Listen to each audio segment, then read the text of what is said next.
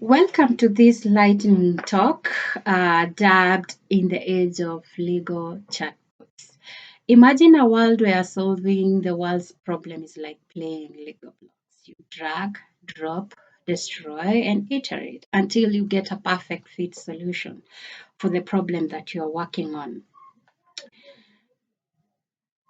Back in the day, I never imagined that I could be a developer, but today, courtesy of the no code tools, under the Microsoft Power Platform, I am a chatbot developer, and I am developing a chatbot within Christian Aid that it is automating our technical support process, but also has been integrated with our ticketing system, and it's also encouraging user resolution by access to the knowledge base.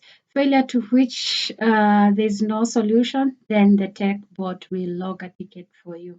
However, the most interesting thing is this chatbot using the Power Automate is able to translate the user language on the fly and return the results in the user language. Does no code movement ring a bell? It's a concept of building applications without any line of code.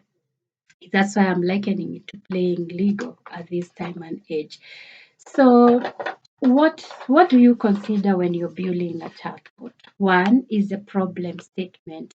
Clearly define the problem that you're trying to resolve. Is chatbot the only solution that you could have? Probably yes, probably not. Engage all your users and all your stakeholders so that you can be able to map out the personas and be able to build a solution for the right user base. The next thing is map the user journey. How many touch points does a user have to go through when interacting with your chatbot? Make them very clear, short, and very precise so that the user does not have to drop off along the way. I would also encourage to say that design, build, and iterate all the time. Of course, in an agile fashion, so that by the end of it all, you are able to emerge and get to your minimal viable product faster and your user is happy and you're able to sustain your application. The next thing that you need to consider is sustainability of your chat. What drives adoption? So ensure that you're able to drive adoption of your chatbot, whether it is through mass campaigns, learning webinars, whatever it is that you'll be able to. But remember, the content within your chatbot is what is going to determine whether your users will continuously use the chatbot. So keep that in mind and ensure that your content is relevant and up to date.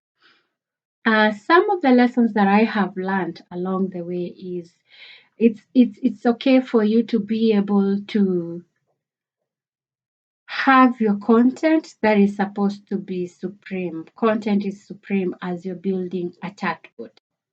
The other thing is ensure that you have an agile environment. And an agile environment in this case is not only the project management side of things, but also an agile management that supports you through the process so that it's safe for you to fail, test, and fail again so that you can be able to get the right product.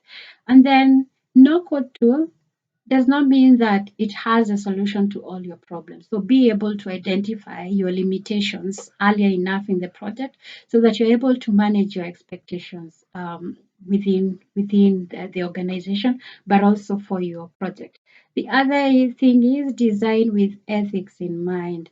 Your chatbot needs to be very inclusive with all the user base that you're working with.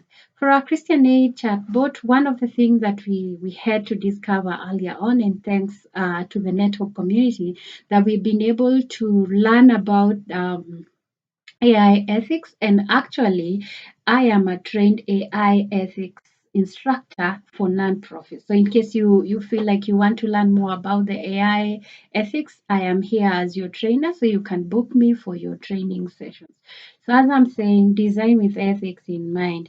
Your chatbot needs to be inclusive. For our case, we chose Christian initially as our name, but that was voted out from some of the users who thought that this is only Christian. Whereas we are a Christian organization, we are inclusive in this in other religions, and we had to rename our bot to Tech to Us.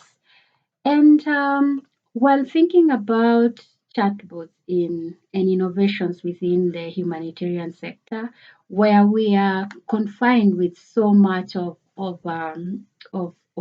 budget constraints, then I think the adoption of no-code tool is no-brainer and is going to revitalize and democratize who can build applications and how much you can be able to scale these applications within our organization and drive innovations earlier. So let's discuss, let's engage to have this more in the next minute.